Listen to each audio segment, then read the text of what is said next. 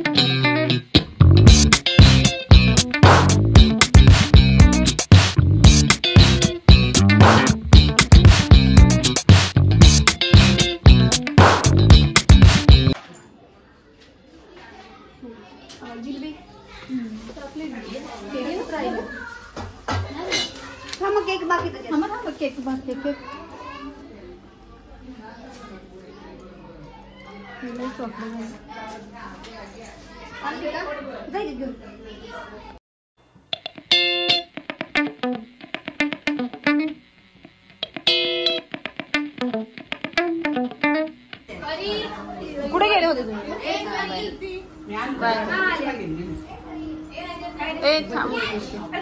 आता मैत्रिणीने तर खूप छान बर्थडे सेलिब्रेट केला आणि आता वेळ होती फॅमिली सोबत सेलिब्रेशन करायची। तर सोना आणि मी ना बिर्याणी घ्यायला बाहेर आलो होतो दोघी जणी।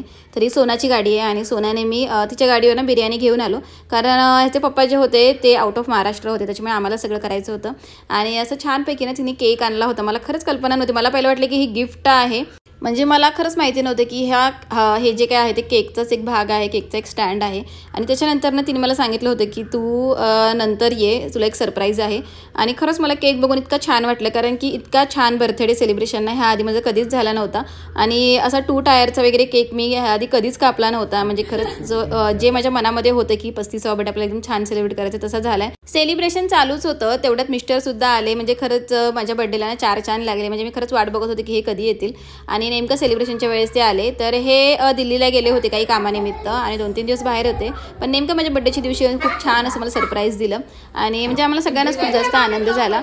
आपल्या बर्थडेच्या दिवशी जर आहोंनी आपल्याला काहीतरी सरप्राईज दिलं तर किती छान वाटतं। तसंच मला सुद्धा वाटलं कारण रात्रीचे 11 वाजले होते आणि 11 वाजता ते आले होते आणि त्याच्यामुळे आम्ही सेलिब्रेशन थोडं डिले करणार होतो कारण की म्हणजे त्यावेळेमध्ये मे बी पोहोचतील असा आमचा अंदाज होता आणि तसंच झालं आणि खरंच एकदम छान वाटलं। तुमच्या मिस्टरांनी सुद्धा तुम्हाला ना बर्थडेला असं काही सरप्राईज किंवा गिफ्ट वगैरे दिलंय का? तर हे कमेंट करून ना मला नक्की सांगा आणि माझा हा 35वा बर्थडे तुम्हाला कसा वाटला ते पण कमेंट करून नक्की सांगा। आणि त्याच्यानंतर ना मी रील्स वगैरे काही शूट केले आणि असं छानपैकी माझ्या ज्या नंदा आहेत त्यांनी सुद्धा खूप छान सेलिब्रेशन केलं माझ्यासोबत आणि माझ्या नंदेची मुलगी सोना तिने खूप जास्त हेल्प केली या सगळ्या गोष्टींना आणि आम्ही दोघींनी मिळून जे काय आहे ते सेलिब्रेशन आणि जी काय तयारी ती सगळी केली होती।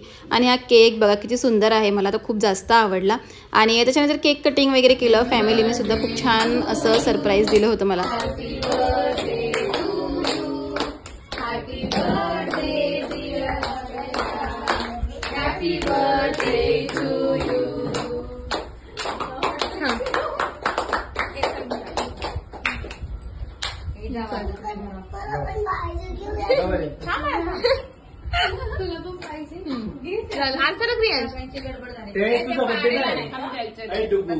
तर गडबडीमध्ये ना बाकीचं शूटिंग काही मी केलं नाही, जेवणासाठी वगैरे काय होतं. तर दुसऱ्या दिवशीचा हा दिवस आहे आणि दुसऱ्या दिवशी मी तुम्हाला आता दाखवते की मी बिर्याणी वगैरे आणली होती. तर व्हेज बिर्याणी होती आणि नॉनव्हेजसुद्धा होती. तर व्हेजमध्ये 3-4 लोकं होते आणि नॉनव्हेजमध्ये सुद्धा 4-5 लोकं होते.